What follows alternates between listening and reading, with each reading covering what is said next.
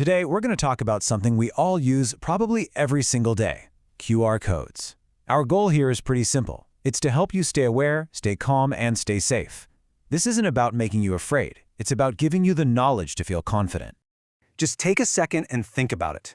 Maybe you used one to pay for your coffee this morning, or to pull up a menu at lunch, or even to connect to the Wi-Fi somewhere.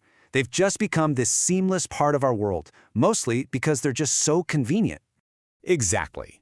From paying at shops to downloading new apps, these little black and white squares are absolutely everywhere. They're designed to be a quick, easy bridge from the physical world to the digital world. And you know what? Most of the time, they work perfectly. But because they are so common and we trust them so much, that same convenience can sometimes be used against us. Scammers have found a surprisingly low-tech way of taking advantage of this tool, and it's really important that we understand how they do it. So, this is the heart of the scam. It's a really simple physical trick. They just print their own malicious QR code onto a sticker, and they place it right on top of a real one. You might find this on a parking meter, on a promotional poster, or even right there at the payment counter of a small shop. And this slide here gives you a really simple visual cue to look for in the real world.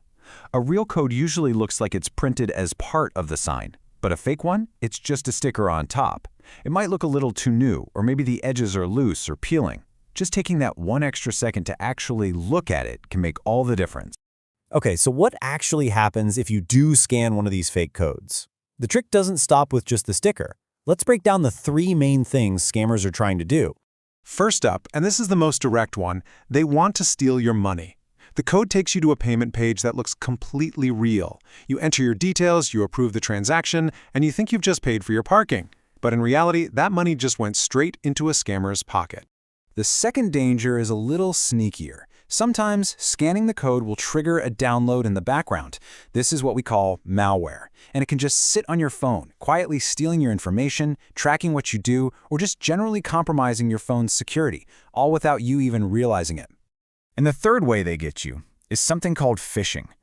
The code might send you to a website that looks just like your bank's login page or another service you trust, and it'll ask you to verify your details, your username, password, maybe your UPI info.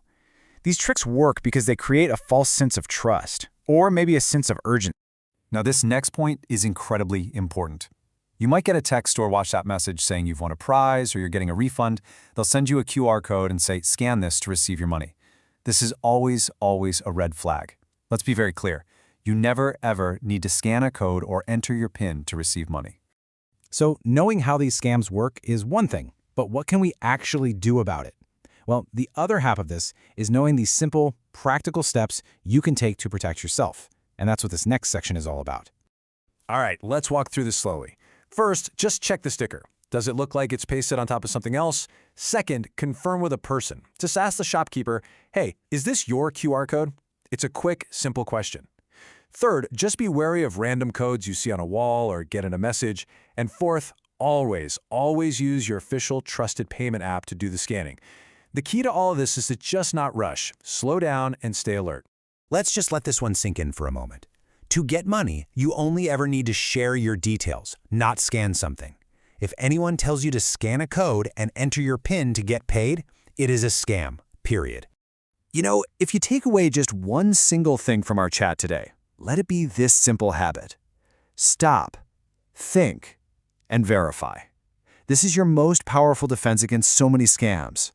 So as we wrap up, the message here really isn't to stop using QR codes. They're a fantastic, useful tool. The message is just use them with a little more awareness.